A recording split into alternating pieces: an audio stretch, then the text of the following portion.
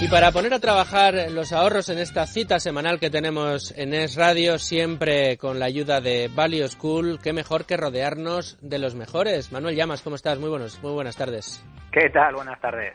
Muy bienvenido también a Domingo Soriano. ¿Cómo estás, Domingo? Hola, ¿qué tal, Luis Fernando? Hoy lejos, por teléfono, con lo gusto que estamos aquí en el estudio. Pero bueno, problemas técnicos. Pronto lo volveremos a solucionar. Yo creo que pronto os podré tener poquito a poco a todos por aquí en el estudio. También a ti, Luis Alberto Iglesias, desde Value School. ¿Cómo estás, Luigi? ¿Qué tal, Luis Fer y amigos? Bueno, pues muy bien, muy contento, Luigi, por el programa que tenemos hoy. Suelo decirlo, pero es que es verdad que cada semana traemos programas de colección, traemos programas en los que aprendemos muchísimo e invitados de los que no solo aprendemos, sino que disfrutamos de lo lindo en la sintonía de Es Radio, en Tu Dinero Nunca Duerme. Hoy, nada más y nada menos que con el socio, fundador, presidente y director de inversiones de Magallanes Value Investors, Iván Martín. Muy bienvenido a tu casa.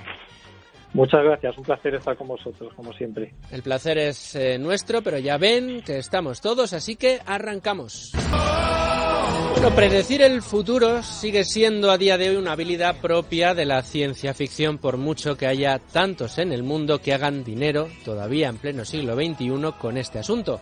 Leer la carta astral, los pozos del café o incluso las hortalizas, como algún friki de la televisión de la primera década de los 2000, no ayuda a predecir el futuro, pero en otro orden de cosas, algunos pretendidos gurús bursátiles tampoco.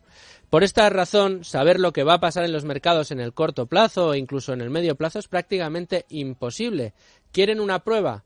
Miren para atrás, analicen lo que ha pasado este año en bolsa y díganme quién de los analistas que en el mundo han sido o son o van a ser en algún momento hubiera predicho, mejor dicho, todo lo que ha sucedido este año en la renta variable. En Tu Dinero Nunca Duerme siempre hemos huido de cualquier tentación adivinatoria y hemos analizado la inversión siempre desde el punto de vista sensato, ordenado y basado únicamente en datos, en análisis, en mucho análisis y sobre todo en esas visiones y esas lecciones, esas lecturas que tienen los expertos. Por eso, sin intención de adivinar qué sucederá el próximo año, vamos a analizar cómo se encuentra la renta variable en estos momentos y en base a eso buscaremos, con ayuda de nuestro invitado de hoy, la mejor estrategia para el próximo año. Pero antes, si les parece, vamos a poner en un compromiso a Manuel Llamas y vamos a pedirles que nos haga el resumen de lo que ha sido este año en bolsa. Hola, soy Pablo Martínez Bernal de Meral Gestión. Yo escucho Tu Dinero Nunca Duerme. Conservas Ana María quiere estar contigo en estos momentos y por eso te enviamos lo que necesites directamente a tu domicilio para que sigas disfrutando desde casa. Porque, como en casa, en ningún sitio. Llámanos al 942-671-235 o haz tu pedido en conservasanamaria.com. Yo no lo dudaría. Conservas Ana María. En Es Radio, Tu Dinero Nunca Duerme.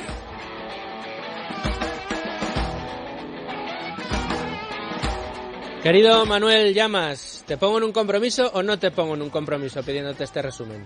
Pues claro que no me pones en un compromiso, Luis Fernando. ¿Hacer balance del año 2020? Pues... Es fácil y difícil, sobre todo hacerlo en poquito tiempo, ¿eh? A ver, yo creo que lo difícil, más que hacer balance, que es relativamente fácil, lo difícil ha sido haberlo vivido desde el ámbito de las bolsas, porque yo creo que ha sido una auténtica prueba de fuego. Si en el mes de marzo, en el mes de abril, parecía que esto era el fin del mundo, el apocalipsis, que la economía se iba a ir por el desagüe y no iba a volver a recuperarse con caídas bursátiles muy sustanciales, pues ahora, 7 meses después, estamos viviendo el otro lado de la otra cara de la moneda. Es decir, estamos viviendo en estos momentos, especialmente tras el cierre de noviembre, momentos de euforia.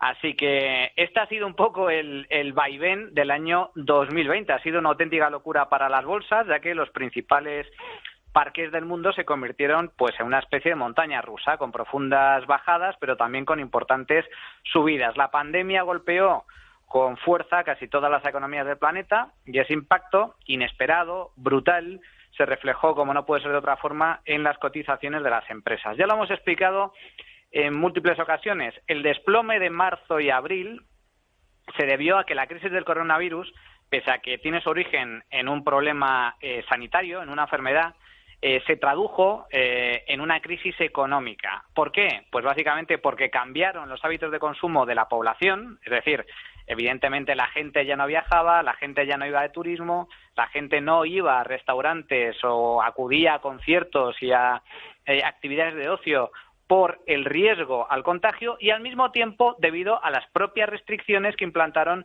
numerosos gobiernos, con confinamientos y cuarentenas incluidas, enclaustrando en sus casas a millones de personas al mismo tiempo y cerrando pues actividades como comercio, como restaurantes e incluso casi el 50-60% de la actividad económica de un país, como sucedió, por ejemplo, en España. Todo eso, lógicamente, afecta a la producción, afecta al PIB, afecta a la economía y también a las empresas. Pero eso sucedió durante la primera ola. A partir de ahí se vivió una recuperación más o menos intensa por parte de distintas economías y por parte de distintos índices bursátiles, hasta el punto de que algunas bolsas mundiales no solo se han recuperado, sino que han registrado nuevos máximos históricos, como es el caso de Wall Street. En el caso concreto de España, el IBEX 35 pues también se está recuperando, pero todavía está lejos de las cifras que registraba antes de la pandemia,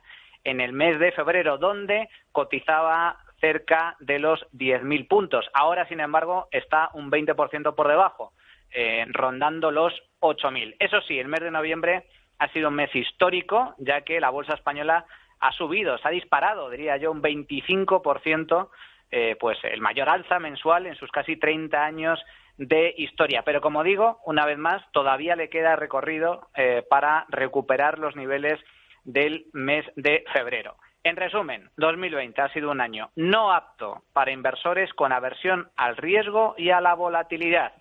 No ha sido un año apto para inversores, me atrevería incluso a decir, con problemas cardíacos y que tengan precisamente esa aversión al riesgo. Pero, al mismo tiempo, 2020 nos ha puesto a prueba porque, sobre todo, ha ofrecido grandísimas oportunidades de inversión, como seguro que nos explicará nuestro invitado de hoy. Bueno, pues muchas gracias, Manuel. Creo que lo has conseguido. El reto era complicado, pero has resumido perfectamente lo que ha sido el año bursátil. Ahora veremos si Iván Martín está muy de acuerdo, poco de acuerdo o en línea con lo que tú comentas, porque desde luego has comentado diciendo que ha sido una prueba de fuego. Ha sido una prueba de fuego para muchos inversores, pero fíjate que si te acuerdas que cuando había tanto inversor deprimido al borde del colapso, pensando que esto, como decías tú, había sido el apocalipsis, hubo uno que entró aquí en este programa, que se llamaba Iván Martín, y que no estaba tan preocupado, sino que estaba mirando, haciéndole ojitos a algunos de esos valores que seguía y que de repente estaban a un precio increíble. Pero esto me lo voy a dejar para más adelante en la tertulia, porque vamos a seguir buscando elementos que poner encima de la mesa y lo hacemos, como siempre, con Domingo Soriano y su pizarra. Domingo Soriano, tiempo de tu pizarra en tu dinero nunca duerme, querido Domingo. Un día en el que vamos a ver qué expectativas tenemos para el próximo año. Vamos a hacer un poco de balance con Iván Martín de cómo han ido algunos de los valores, también fijándonos un poco en la cartera de Magallanes, pero la verdad es que nos adentramos ya en el último mes del año y lo que decía yo, hacemos el ejercicio de echar la vista atrás y decir, hombre, a lo mejor no sería un mal ejercicio darle una pensada a nuestra estrategia de inversión y tratar de ver si la tenemos adecuada a la que puede ser la consecución de nuestros objetivos. ¿Cómo lo ves tú, Domingo? Sí, a ver, sobre cómo plantear una cartera de inversión para el año que viene, me ha chafado un poco la respuesta que yo tenía preparada antes del programa, porque yo iba a decir un poco que aquel que tuviera esa tentación, que echase un vistazo a lo que decían los analistas en noviembre y diciembre del año 2019 sobre lo que iba a pasar en 2020. Un poco, yo creo que siempre que nos sentemos a la mesa antes de, pues para planificar un poco el futuro, lo primero es ser conscientes de lo mal que se nos da. Dicho esto, tampoco tiene mucho sentido decir no hagas nada, porque al final si llegásemos a ese extremo nos paralizaríamos. Claro, decimos, como no sabemos lo que va a ocurrir mañana, ¿para qué voy a tratar de hacer ningún tipo de plan? Y eso es absurdo y también sería contraproducente. Todo, de hecho, lo hacemos desde lo más sencillo en nuestra casa organizar el horario hasta, pues eso, nuestras inversiones o nuestra situación financiera, todos nos tratamos de, con la información que tenemos, bueno, pues posicionarnos de la mejor forma posible.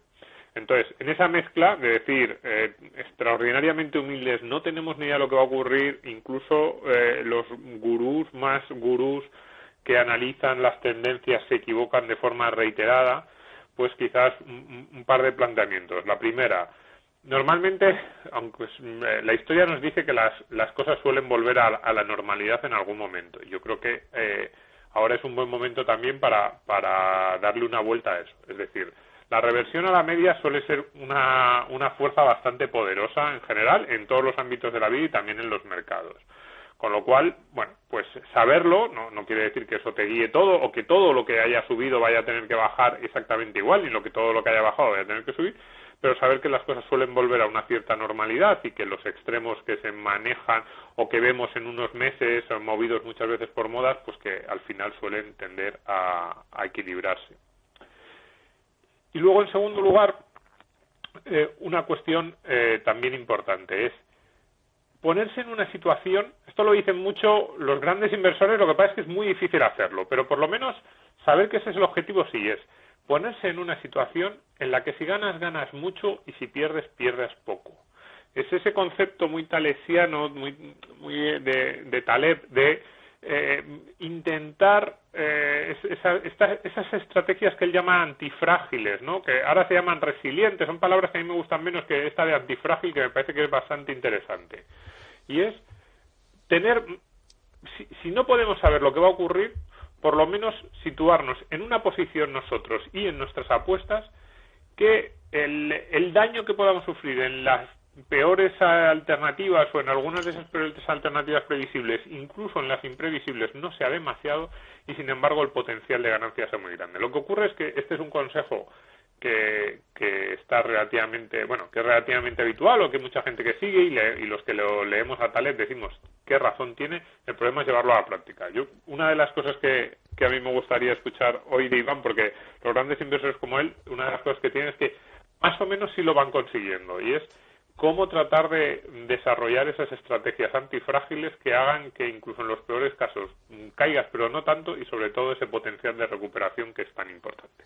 Bueno, pero fíjate, quizá uno de esos consejos antifrágiles que hoy puede aprender, o a lo mejor se puede plantear algún inversor al que planteemos esta disyuntiva en la que yo te ponía, Domingo, de hacer ese balance de cara a la nueva temporada. Imagínate un inversor que cuando cayó estrepitosamente la bolsa vendió en el peor momento, y ahora que ha subido pues compró cuando más alto estaba en este mes de noviembre. Pues a lo mejor tiene que pensarse qué es lo que ha hecho y escuchar más Tu Dinero Nunca Duerme, desde luego tomar nota de lo que nos vaya a decir Iván Martín y plantearse que quizá hay una manera mejor de hacer las cosas para, como bien dices tú, seguir esos consejos antifrágiles. Pero yo ya no me enrollo más, se lo prometo, porque nos vamos a la tertulia, a la primera pregunta de Value School y a escuchar con papel y lápiz a Iván Martín. Soy Sergio Fernández Pacheco de Valor y escucho Tu Dinero Nunca Duerme. ¿Sabías que más de la mitad de los planes de pensiones de España aplican la comisión máxima permitida? Traspasa o contrata tu plan de pensiones en Finicens y benefíciate de los planes de pensiones con menores costes del mercado. Has oído bien, los planes de pensiones con menores costes del mercado. Infórmate en el 910-483-004 y en finicens.com.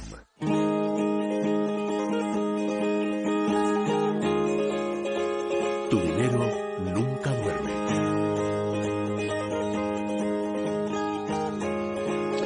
Bueno, pues entramos en materia, entramos en harina y sin más preámbulos, Luigi, todo tuyo. Primera pregunta para Iván Martín.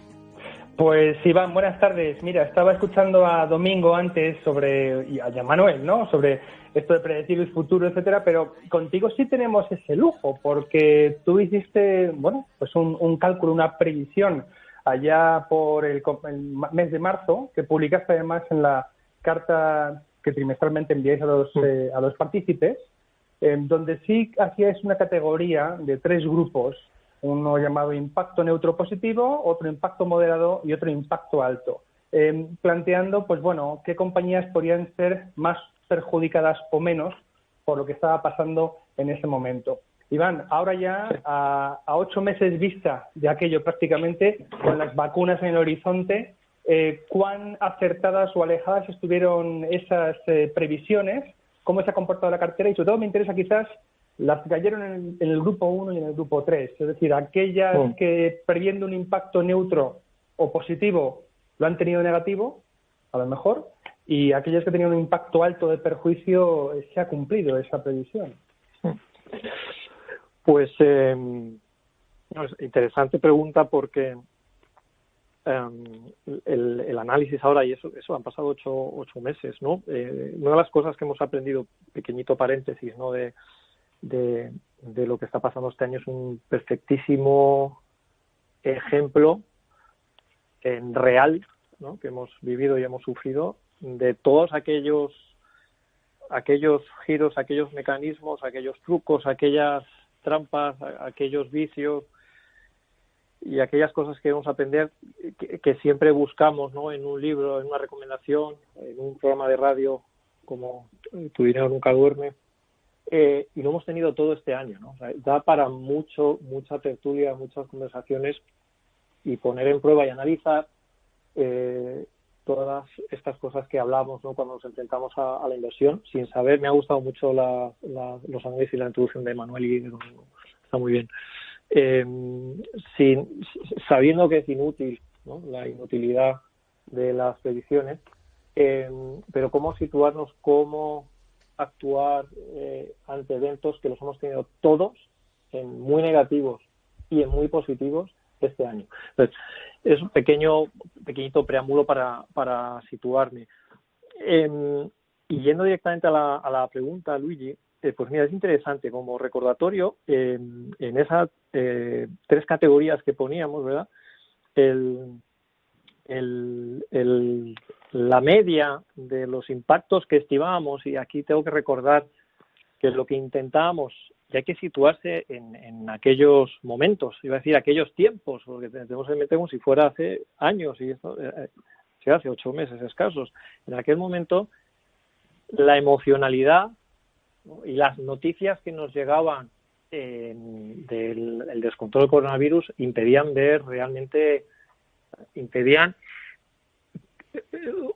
que uno se pudiera aclarar bien y tener la mente fría, despejada, intentar pensar en los próximos 2, 3, 4, 5 años. Era imposible. Ahora lo tenemos un poco más, no tan, voy a decir más fácil, no tan complicado, pero hagamos todos un ejercicio, ¿no? De intentar situarnos en aquella situación, posiblemente todos en nuestras casas, sin poder salir, con miedo, intentar averiguar si Inditex iba a vender o no iba a vender en 2, 3 años vista, ¿no?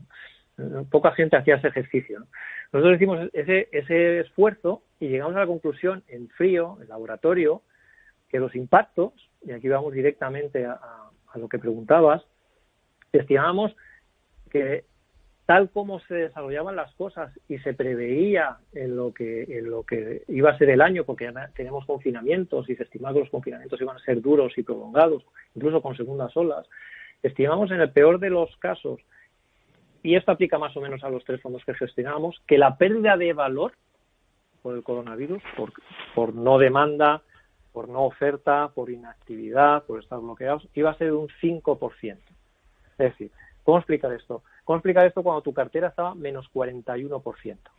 Por un lado, el ejercicio de intentar vislumbrar el impacto real de no vender durante unos trimestres, y pongo ejemplo Inditex como en el resto de valores que tenemos en compañía, en el resto de compañías que tenemos en las carteras, perdón. En el peor de los casos estaba en torno al 5%. Nuestra cartera estaba en 49%. Hoy, domingo, tenemos una rentabilidad de los fondos de Magallanes que en media, exceptuando el caso extremo, que a lo mejor merece un comentario del fondo ibérico, del fondo español, tenemos caídas en los fondos europeos en torno al 5%. No sé cómo calificarlo, no sé qué calificativo poner, pero ese 5% de estimación de pérdida de valor coincide con el 5% real hoy de caída que estamos teniendo en los fondos. Y habiendo recuperado prácticamente toda esa caída dramática que tuvimos del 41%. A fecha de hoy, comienzos de diciembre de 2020, acabando el año, las estimaciones de pérdida de valor potencial pues están cumpliéndose de forma bastante certera, lo que por otro lado deja prácticamente intacto el potencial de regularización de los fondos, porque hay que recordar que se fueron muy abajo, ¿no? Por debajo de sus valores potenciales. Pero esa sería el apunte, y lo sorprendente y lo que me maravilla y me fascina. Y llevo más de 20 años y eventos así pues he vivido, pero habrá sido el tercero, la burbuja tecnológica, la gran crisis financiera y el coronavirus, y nunca dejará de fascinarme la bolsa con sus vaivenes, con sus cambios de opinión repentino, con esa capacidad de dejar a uno fuera de la cuneta, ¿no? Cuando las cosas se ven negras o cuando las cosas se ven muy de color rosa, y uno tiene miedo a quedarse fuera en cuestión de semanas, ¿no? Meses, semanas.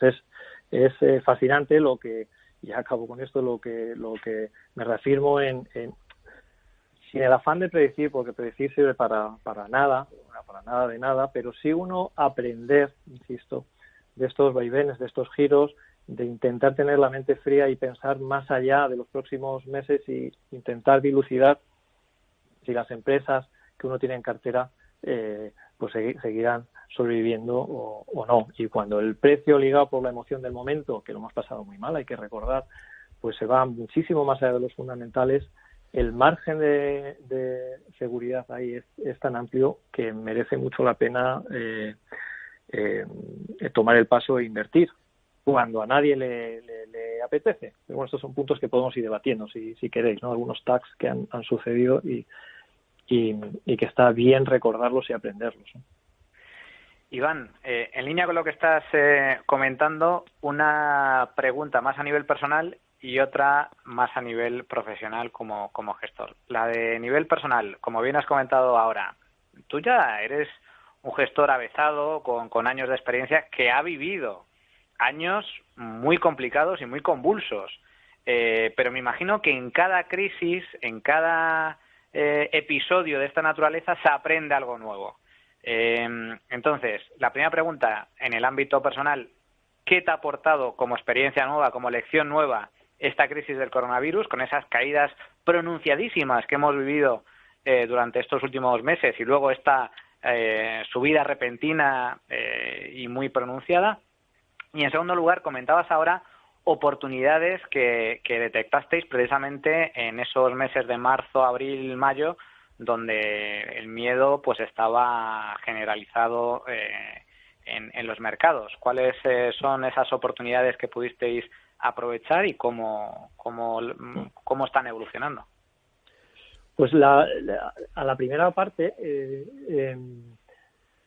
lo que hemos visto, bueno, y se ha aprendido, ¿no? O me reafirmo en algunas tesis, ¿no?, que venimos repitiendo siempre que hablamos, ¿verdad? Y hablas con inversores, con clientes, con otros colegas de profesión, comprar en las bajadas.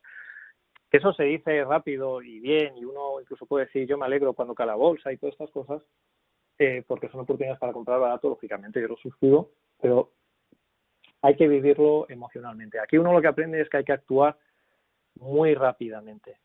Cuando uno tiene la sensación de, y lo hemos dicho seguramente, y lo hemos pensado, esto es increíble, ¿no? ¿Qué caídas? Pánico bursátil, qué caídas, esto es increíble, puede caer más, y de hecho suele caer más antes de rebotar. Ahí actuar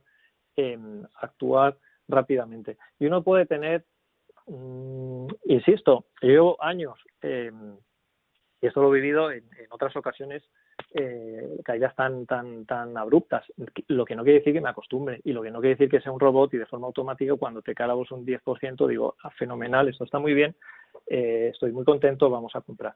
Emocionalmente uno está tocado porque le entran dudas, ¿no? Si no sería pues el ser humano que nos caracteriza. Lo que aprende es que en esos momentos son las mayores o las mayores oportunidades históricas que uno se encuentra. Entonces, actuar rápidamente y aprovechar la oportunidad en caídas tan acusadas.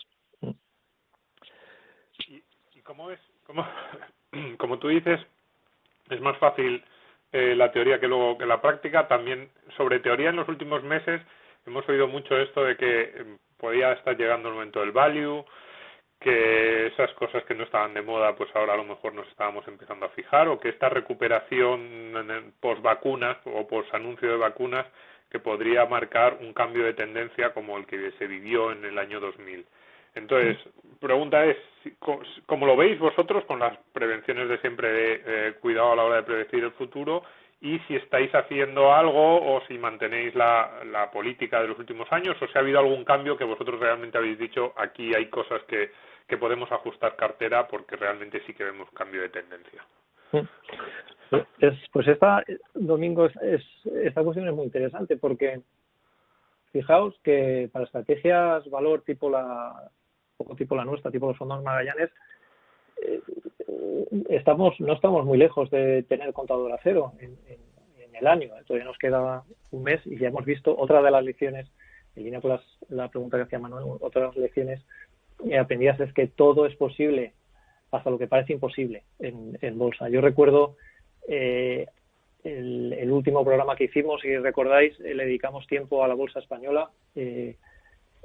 Nadie quería oír hablar de bolsa española, ¿verdad? Intentamos, pues ahí había argumentos objetivos para hacer ver que la bolsa española estaba extremadamente infravalorada, con muchos elementos pues que explicaban y justificaban el por qué los inversores internacionales y nacionales no quieren estar en España, etcétera, etcétera, pero llega un nivel de infravaloración y era un momento para entrar, y todo es posible, como en un mes, en tan solo un mes, un índice te puede hacer más de un 20%, un 25%, ¿no?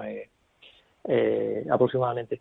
Las carteras las tenemos prácticamente con el contador a cero. Uno que se acostó por la noche el 31 de diciembre del 19 y se despierta ahora, hombre, tiene las carteras y algunos índices están en negativo, ligeramente negativo, u otros, como comentáis al principio, incluso positivo. ¿Qué ha pasado aquí? ¿No? Si no ves las noticias, aquí no ha pasado nada. Que nos lo cuenten a nosotros, que lo hemos vivido día a día y hemos marcado en el calendario ese menos 41%. Yo creo que la recuperación que estamos teniendo ahora, concretamente basada en este sector valor, en esta parte del mercado de valor, que son los sectores industriales. Yo creo que es el momento de la parte industrial, de los bienes de equipo, bienes duraderos, intensivos en capital, producción industrial. Hasta ahora hemos tenido mucho foco puesto en el producto final, consumidor final. Ahora viene el momento, lo estamos viendo como hay subidas de precios en índices de producción industrial, el manufacturero intermedio, el que hace el producto necesario para que ese producto final que compramos se pueda comprar, se pueda vender.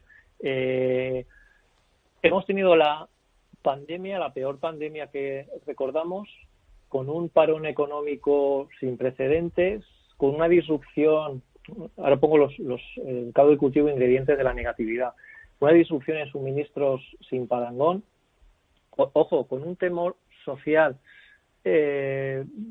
fruto de el temor a perder la vida, la crisis de salud. Yo las otras crisis todas han sido, una de las cosas que aprendes es que no hay crisis igual, ¿no? En reacción bursátil todas tienen un patrón muy, muy similar. En cómo lo causan y cómo se salen, cada una es diferente. Y la próxima que vamos a tener va a ser diferente. Por eso no merece la pena predecir, porque va a ser diferente. Lo que sí se va a repetir es el patrón. Es un pequeño flashback de lo que decíamos al principio. Temor social, disrupción en suministros, cadenas de producción que se han parado. A nada que se ha recuperado la demanda cuando se levantaron confinamientos durante el verano, el parón había sido tal en los factores de producción, nunca se había dado un parón sincronizado en la demanda y en la oferta, de tal manera que hay una dislocación, ¿no?, que llama, una pequeña recuperación de la demanda que hemos tenido, que ha sido pírrica, pero la hemos tenido. Se ha llevado por delante todos los inventarios, la mayor parte de inventarios industriales a nivel global, tanto que lo nunca visto, otra vez más, cosas nunca vistas han sucedido, ¿no? Como que se hable de shortage o estar cortos o no tener suficiente mineral de hierro o acero en el mundo. ¿no? Cuando hablábamos de exceso de oferta hace escasos meses, o muchos gurús, como decíamos al principio, decían que estamos muy largos, ¿no? Había mucho mineral de hierro en el mundo. Cobre está marcando máximos. Igual. Ha habido una disrupción de tal manera que cuando se levanten confinamientos, tenemos la vacuna, ya no se habla si va a haber vacuna o no. Hay una vacuna, es cuándo aparecerá la primera, ¿no? Cuándo tenemos de forma masiva la primera. La reactivación de la demanda con una oferta mermada hace que todo aquel espectro de mercado tipo valor, que son los que hemos comentado, ¿no? Bienes de equipos industriales, materias primas, químicas, plásticos, coches, suministradores de componentes de automóvil, sector energía, bienes de equipo, no hay suficientes para abastecer la demanda que viene. Estamos viendo, y no se habla mucho de ello, pero estamos viendo la publicación de resultados de las compañías. Un año 2020, trimestres contra trimestres, crecimientos de doble dígito muy alto. Y nuestras carteras están con el contador a cero, con lo cual, pensando a futuro, no es descabellado ver que esta buena remontada, buena recuperación, rally, ¿no?, en términos anglosajones, tenga continuidad de forma sana, de forma fundamentada en las compañías que tenemos en cartera, que he mencionado, o por lo menos he mencionado los sectores, que han hecho un reseteo a cero, que algunas de ellas casi se han evaporado durante la pandemia, y quiero recordar, yo digo que hay muchas cosas muy interesantes que da para muchos programas. El caso de ArcelorMittal, ¿no? Creo que Manuel decía al principio del análisis muy certero, ¿no?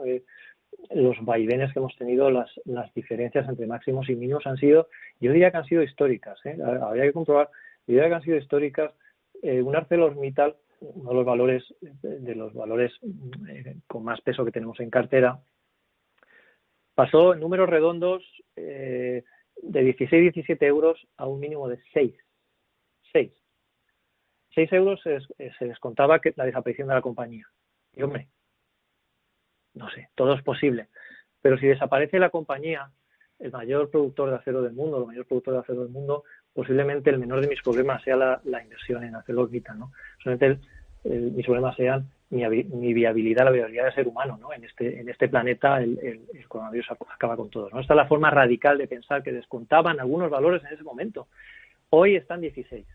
Igual, uno que se acostara y se haya despertado ahora en ArcelorMittal, ni pierde ni gana, está plano. Cuando ha pasado de perder un 66%, ¿no?, más o menos, 2/3 del valor, a multiplicar por 3 desde mínimos.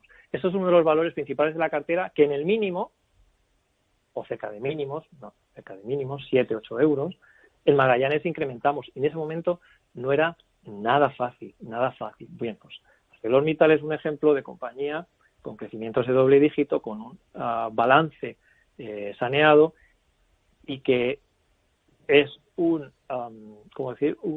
integrante, una compañía integrante de un sector que se recupera dentro de un patrón clásico de recuperación cíclica, que es lo que estamos teniendo. Estamos teniendo una recuperación cíclica, típica, tradicional, clásica, de una caída del PIB sin parangón de doble dígito a un crecimiento de PIB el año que viene cerca de doble dígito o por encima del 5% a nivel global. Es una recuperación cíclica, clásica. Lo que pasa es que se sigue muy centrado en el cortísimo plazo y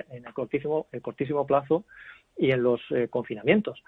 Pero en los próximos meses la situación puede ser bien distinta, ¿no?, a tenor de las noticias sobre la vacuna.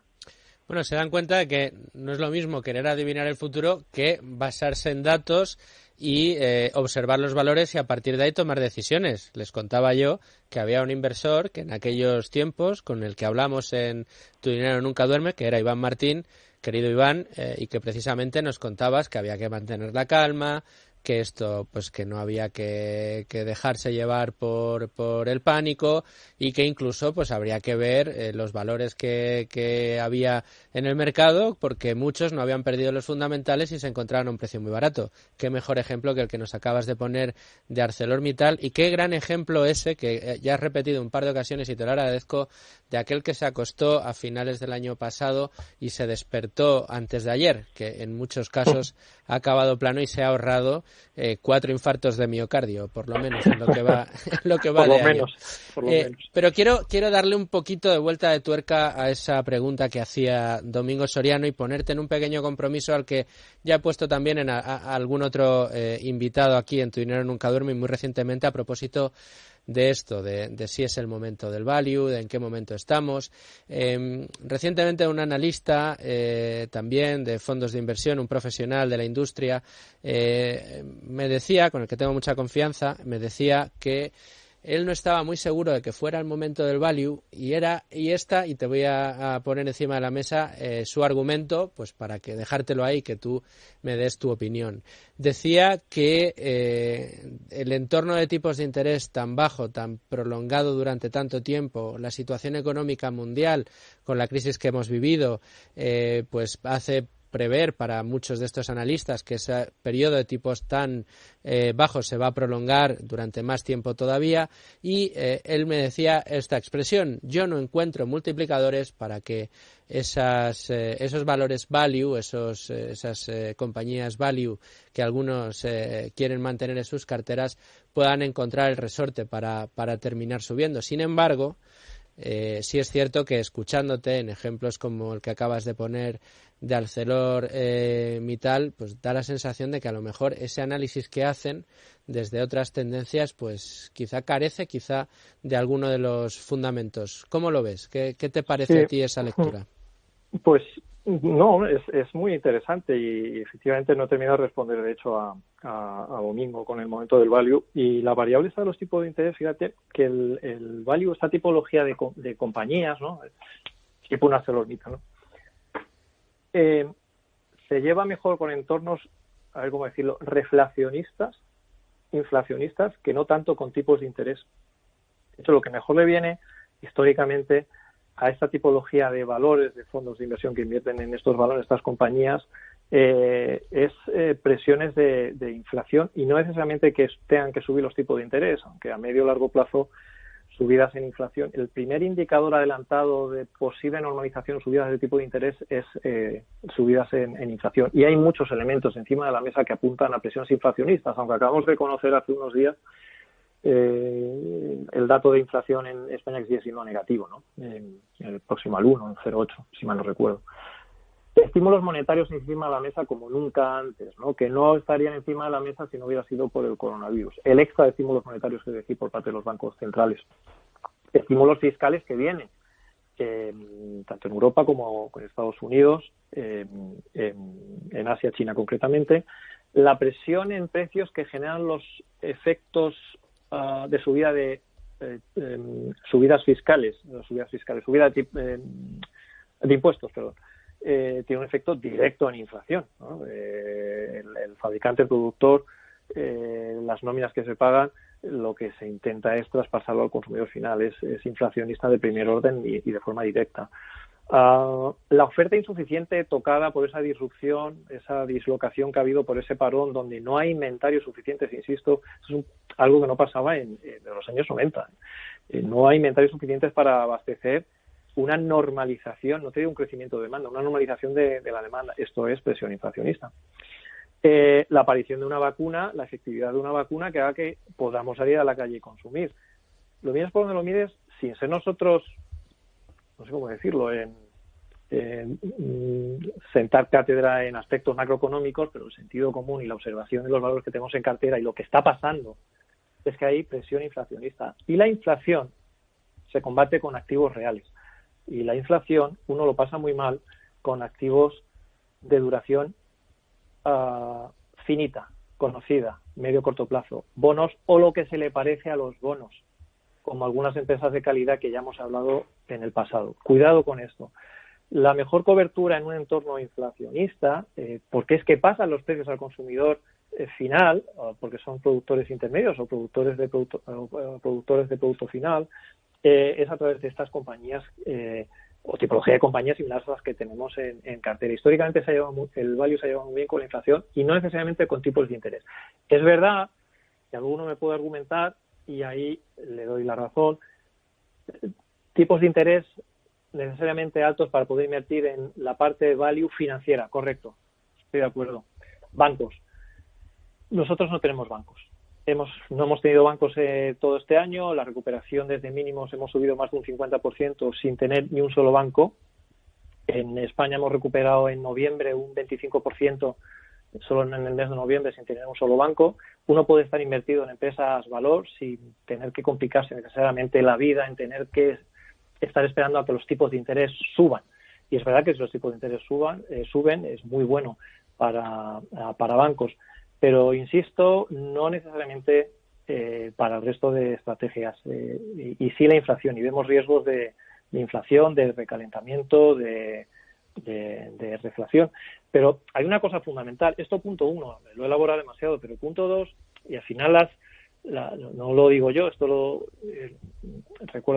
recordaba Peter Lynch cuando estuvimos con él hace ya más de 2 años.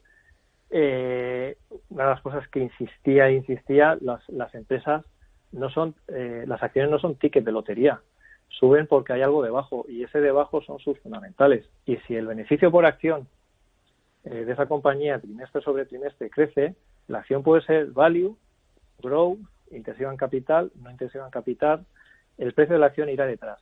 Y eso es que no hay que perder de vista lo esencial. Y como decías, Luis, sin ánimo de hacer predicciones, de adivinar el futuro, es que el tracking de lo que está pasando lo tenemos trimestralmente, que son los resultados. Y los resultados de estas compañías, que ahora mismo son prácticamente todas value, estamos teniendo crecimientos en los beneficios por acción de doble dígito muy alto. Entonces no es de extrañar que sus precios de cotización vayan detrás, suban. Y lo bueno, ya con esto acabo la respuesta al momento, el momento del value, es que las perspectivas para los próximos trimestres y próximo año 2021, si el crecimiento global, que está en torno al 5%, finalmente es en torno a ese 5%, deberíamos de tener revalorizaciones acordes al crecimiento en beneficios por acción de la mayoría de valores que tenemos en cartera de 30, 40 o 50%. Y eso lo sostengo, lo subrayo. Oye, pueden pasar muchas cosas, pero es hacia donde va encaminado una gran parte de carteras tipo la que tenemos en Magallanes, ¿no? Tipo valor, si se les quiere llamar así. Bueno, pues yo creo que le has dado una respuesta bastante pormenorizada a este amigo, que me consta que escucha el programa y se va a dar por respondido. A mí, desde luego, me ha venido muy bien y he tomado muy buena nota. Luigi, tu turno. Sí, una reflexión nada más. Estamos hablando de que la cartera vuelve a estar en los niveles previos a la pandemia, al batacazo de marzo, pero imaginemos, bueno, y desde luego no hay que obviar que muchos inversores habrán pensado, si no es que lo han hecho incluso, abandonar sus posiciones, liquidar en pérdidas, etcétera, ¿no? También muy imbuidos en este discurso de que si el value no va a remontar, etcétera. Pero imaginémonos, y vinculando con algún programa anterior que hemos dedicado al proceso inversor, qué diferente hubiera sido la historia con el inversor que se agarra a la silla, sigue con su proceso de compras, aún en bajando, ¿no? Compras en bajadas, haciendo el promedio del coste de las participaciones. La foto hubiera sido muy distinta. Es que podríamos estar hablando perfectamente de una rentabilidad desde comienzo de año superior al 10% de la cartera, ¿no? En un fondo como cualquiera de las, el internacional, por ejemplo, que lleváis, el europeo en Magallanes. Sí, no, totalmente. O sea, es así y tiene mucho que ver con esto de uno se acuesta y no se levanta, pues depende si tienes la costumbre, fíjate, de costumbre de levantarte todos los días, pues esa es tu maldición o tu perdición, ¿no? En un entorno de mercado como el de ahora. Pero lecciones aprendidas son estas, las de actuar rápidamente de forma mecánica dentro de lo emocional que es el momento, que eso uno no puede empeñarse en quitarse la emocionalidad, ojo, que tampoco estoy diciendo que aquí hay que tomarse una pastilla o hacer cosas, no, la emocionalidad va a estar ahí, pero aprender que cuando uno siente, mira, y que sirva esta emocionalidad para que active en el momento que no te apetece esas compras en momentos malos, pero aprendemos estas cosas, ¿no? O no ejecutar en el peor momento, porque ahí uno sí que materializa esta pérdida que ve todos los días en su extracto, la materializas en el peor momento y pierdes toda opción. Eso es lo más triste y lo que yo más siento de verdad en inversores nuestros cuando se ejecuta la pérdida, ¿no? Porque se pierde, se renuncia ya a cualquier opción de recuperar. Los que han aguantado, incluso, fíjate, Luigi, los que incluso no, porque oye, a veces no se puede, en ese momento también uno piensa, yo insisto en hacer el ejercicio ahora de flashback y volver por unos segundos a ese momento e intentar recordar qué estábamos haciendo y qué sentíamos, ¿no? Pues posiblemente mucha gente en ese momento piense en sus ahorros, lo que sea, pues reservarlos para eventualidades pues, relacionadas con salud, ¿no? Que tú vas a ver, pedir que invirtieran ahí es mucho pedir, pero incluso el que aguantó, eso es un gran mérito también, ¿eh? Y hay que reconocer el que aguantó sin necesidad de meter más dinero, porque no se pudo, porque no era el momento, porque a día de hoy lo que puedo decir y transmitir, de verdad, y así lo siento, es que tiene intactas las capacidades de seguir ganando dinero, aunque no haya comprado en el mínimo y aunque todavía en un fondo como el nuestro siga perdiendo un 5% lo que va de año, y ha vivido un 41% y ahora está menos 5%, yo le digo, y así lo siento, y así lo he vivido en más de 20 años, tiene intactas sus posibilidades de ganar dinero, mucho dinero, en años venideros. Pero sin duda, volviendo a lo que preguntabas, actuar de forma automática, sistemática, en comprar en mínimos, y de hecho tenemos el ejemplo de ArcelorMittal, no necesariamente comprando bolsa. Uno que hubiera comprado todo a una en ArcelorMittal a 6 euros,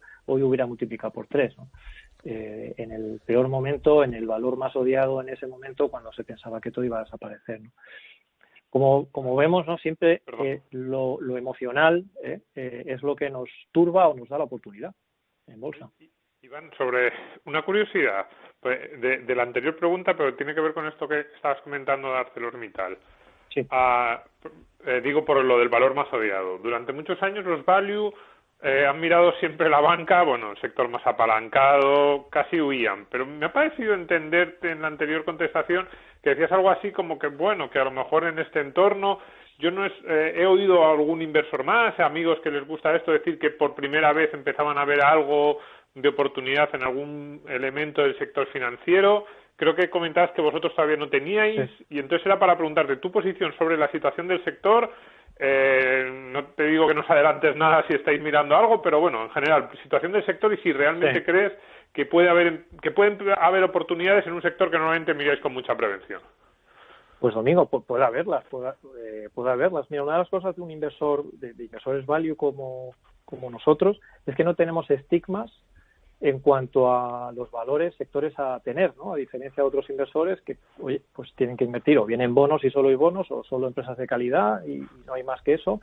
Nosotros tenemos la flexibilidad de ir de sitio en sitio donde vemos valor protegido por un balance más o menos robusto. Claro, la banca no ha tenido nada de esto en los últimos, 10 años, 15, 10 años. Y se ha acentuado en los últimos 5, ¿no? Donde, y hablo ya más concretamente de la banca española, excluyendo un poco los grandes bancos y alguna rara avis, que no es un gran banco, pues el resto se ha volatilizado, ¿no? Nosotros, no te doy nombres porque es que no tenemos nada no tenemos nada, ni estamos mirando nada. A ver, no tenemos nada en cartera. ¿Qué hemos mirado? Hemos mirado que entre medias ha habido este rally en noviembre, entonces las valoraciones ya no son tan extremas como para picotear en algún banco. Pues oye, tampoco nos corre mucha prisa, porque insisto que este 25, 26% que hemos tenido de subida en noviembre es sin tener un solo banco en cartera. Pero si uno piensa, y voy a la pregunta de antes con Luis Fer de tipos de interés, de este amigo que comenta los tipos de interés, si uno es capaz de dilucidar, prever, anticipar, de alguna manera normalización, ya no digo que los tipos de interés sigan cayendo sin medida, sino normalización, repunte de alguna manera en tramos medios y largos de tipos de interés, el sector a tener es la banca. Y no se me caen los anillos en decirlo. Magallanes no tiene bancos, ahora mismo no prevé tener ningún banco, ahora mismo a día de hoy, primeros de diciembre, pero no es algo que tengamos proscrito ni vetado. Y si la recuperación cíclica de patrón cíclica normal, clásica, sigue adelante, una forma de cerrar, contener la inflación es subida de tipos de interés, ¿no? Aunque insisto que todo es posible en este mundo, todo es posible hasta lo imposible. Uno debería de pensar en estas financieras, bancos, ya no sé si como oportunidad o para protegerse, ¿no? Pero bueno, a día de hoy no tenemos bancos, y la potencialidad que tienen las carteras está pensada, o está construida, mejor dicho, los valores que la forman, sin tener ningún banco a día de hoy. Bueno, querido Iván, te agradezco muchísimo todo el análisis, toda la sabiduría que quieres compartir cada vez que participas en Tu Dinero Nunca Duerme con nosotros. Yo he tomado muchas notas, te confieso, tengo ahora mismo aquí la mesa en el estudio lleno de papeles con notas al pie del margen del guión, con reflexiones tuyas. Gracias por regalarnos otro programa de colección. Siento que el tiempo sea tan tasado y que no podamos seguir disfrutando contigo, pero te voy a animar a que te quedes, Iván, porque todavía nos quedan las recomendaciones Value School y alguna más. Y déjame que le recuerde a todos nuestros oyentes que si nos han pillado empezados y quieren disfrutar todo el programa que nos ha ofrecido Iván Martín en el día de hoy, viendo el momento del value, hablándonos también de posiciones en su cartera, de sectores que ve en los que sigue encontrando valor, cuál es la lectura que hace de este año y de lo que se nos puede venir el año que viene, bueno, pues pueden hacerlo porque aunque no hayan llegado a tiempo en Es Radio, siempre pueden acudir a los podcasts que están a su disposición en todas las plataformas, en Apple Podcasts, en Spotify, en iVoox, en todas las plataformas, también entrando en Es Radio, en Value School. Allí nos encuentran no solo el programa de hoy, sino todos los que hemos tenido hasta ahora. Pueden pincharlos e ir escuchándolos por temas, o escuchar todos los que ha hecho hasta la fecha, por ejemplo, Iván Martín, que siempre han sido muy interesantes, y todo gracias a los podcasts que nos trae IG Market. Nos vamos ya, sin dilación, a las recomendaciones Value School. Hola, soy Beltrán Parajes de Advalor y yo también escucho Tu Dinero Nunca Duerme. Con Luis Fernando Quintero.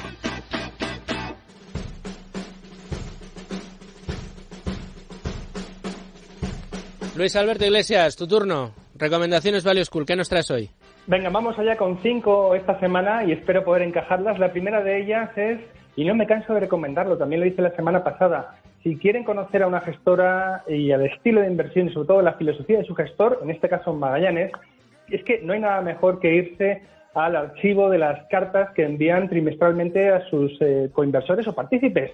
No se equivoquen, son públicas, es decir, no es simplemente algo que envíen a sus clientes, no hace falta ser cliente para leerlo. Se aprende un montón y se entiende mucho mejor la forma en que trabajan, que luego revierte el interés del participante. Luego también yo con Magallanes tengo un favorito, que es un pequeño documento que editaron hace unos años con una bibliografía de 100 títulos, los 100 libros recomendados por Magallanes Value Investors. Es un documento, igual que el archivo de las cartas trimestrales, también está en su página web y vamos a poner los enlaces para que lo localicen en el tweet del programa. Esa bibliografía, vamos, tiene que estar en la biblioteca de cualquier inversor o aficionado. Después quiero ya recomendar un clásico moderno que hemos editado con Deusto en nuestra colección de Value School, de clásicos de la inversión, que se llama Rendimientos de Capital. La inversión a lo largo del ciclo del capital. Es un libro, una obra de Edward Chancellor, sobre la fantástica carrera inversora de la gestora Marathon Asset Management. Es una antología de lecciones y análisis a partir de casos reales. Después quiero recomendar a los oyentes que se pasen por la web de Value School para ver el curso El Inversor Consciente. Nuestros amigos de Más Dividendos, el profesor Marcos Álvarez, ya conocido del programa, nos prepararon un curso de inversión orientado a ahorradores que quieren dar el paso a inversores fantástico, que ya está disponible en formato de vídeo 100% en la plataforma Value Academy. Por último, quiero invitar a los oyentes a que se unan a Value School con el Winter Summit, la escuela de invierno con la que vamos a despedir el 2020. Va a estar Cobas, va a estar MyInvestor, va a estar Finex, 100% online, gratis y para todos. Información enlace que dejamos en el tweet del programa. Bueno, pues ahí quedan esas recomendaciones, Luigi. Déjame que añada uno más, y más en las fechas en las que estamos entrando, que tienen ustedes un sobrino, que tienen ustedes un hijo, un nieto quizá, o el hijo de algún amigo, o algún amigo con hijos que quiera empezar a enseñarle a sus pequeños el valor del ahorro y de hacer las cosas bien. Estos consejos que tanto damos en el programa. Bueno, pues Value School tiene en Value Kids un juego que se llama Play Value, que es quizá uno de los mejores regalos que pueden hacer ustedes estas Navidades, precisamente destinado a los pequeños. Se puede jugar con ellos, es muy sencillo, es un juego de cartas que ha editado Value School en Value Kids y la verdad es que es maravilloso. Lo encuentran en Amazon, es muy fácil de encontrar. Ustedes ponen Play Value y ahí lo encuentran. De verdad que merece mucho la pena. No me queda más que despedirles. Luigi, muchas gracias, como siempre, desde Value School. Iván, qué decirte, un placerazo volver a contar contigo. Espero que podamos volver a hacerlo muy pronto. El placer es mío, muchas gracias a vosotros. No, desde luego que es nuestro, Iván, te lo garantizo. Manuel, Domingo, muchísimas gracias también a vosotros. Os espero la semana que viene. Y a